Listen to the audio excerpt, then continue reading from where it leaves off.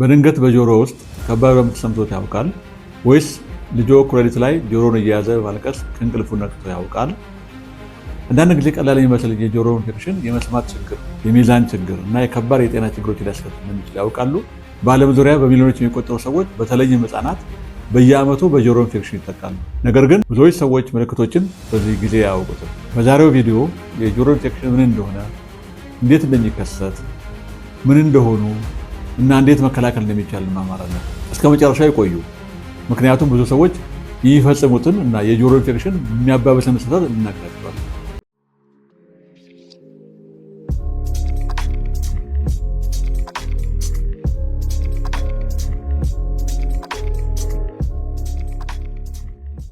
እንደምቆያችሁ ዛሬ በዓለም ላይ በጣም ከሚበዙ የጤና ችግሮች አንዱ ስለሆነው የጆሮ ኢንፌክሽን እንወያያለን። በዚህ ቪዲዮ መጨረሻው ላይ የጆሮ ኢንፌክሽን ምን እንደሆነ፣ ለምን በህፃናት ላይ በብዛት እንደሚታይ፣ ዋና ዋና ምልክቶቹን፣ የህክምና አማራጮች፣ መቼ አደገኛ እንደሚሆንና መከላከያ መንገዶችን በግልጽ እንማማራለን።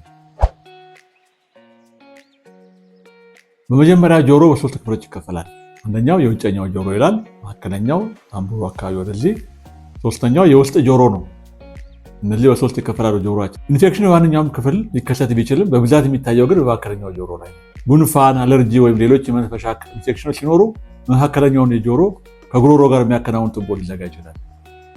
ይህም ፈሳሽ ሲያመጣ ፈሳሹ በጆሮ ውስጥ እንዲከማች ያደርጋል። ባክቴሪያዎች ወይም ቫይረሶች በዚህ ፈሳሽ ውስጥ መባዛት ኢንፌክሽን ያስከትላሉ።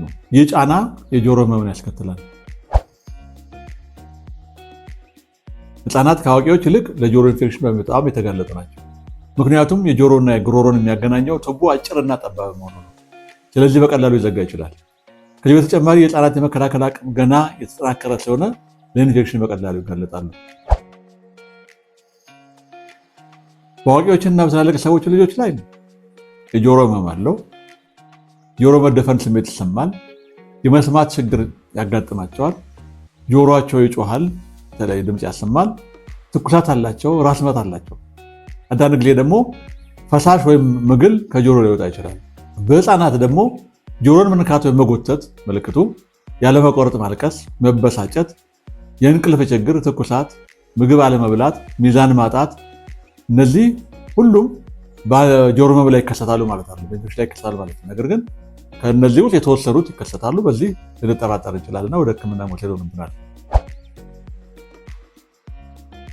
አብዛኞቹ የጆሮ ኢንፌክሽኖች በትክክለኛ ህክምና ይድናሉ።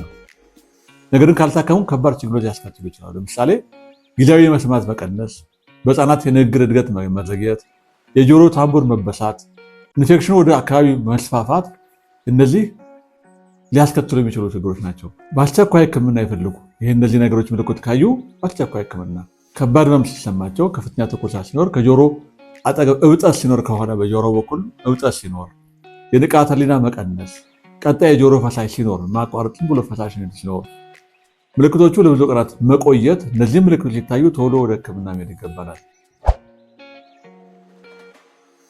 ህክምናው በኢንፌክሽኑ አይነት እና ክብደት ይወሰናል።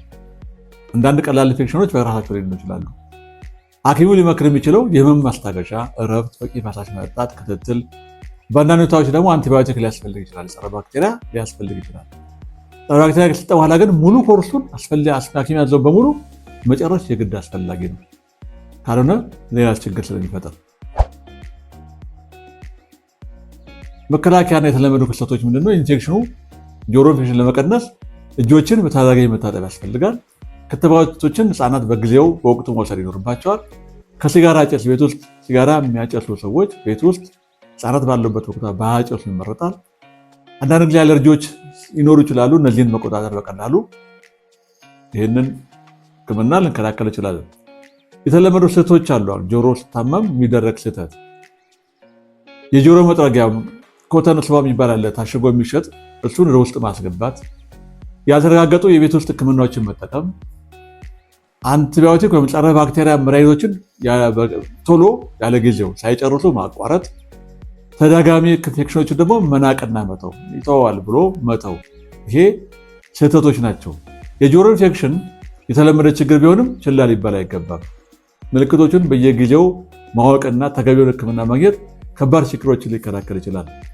ዛሬ ከዚህ ቪዲዮ አዲስ ነገር ከተማራችሁ ቪዲዮውን ላይክ አድርጉ፣ ቻናሉን ሰብስክራይብ፣ ሌሎች ወዳጆቻችሁ ደግሞ እንዲደርስ አድርጉ። እርስዎ ወይም ልጆ የጆሮ ኢንፌክሽን ያጋጥመው ካወቃል የመጀመሪያ ያስተዋሉት ምልክት ምን ነበር?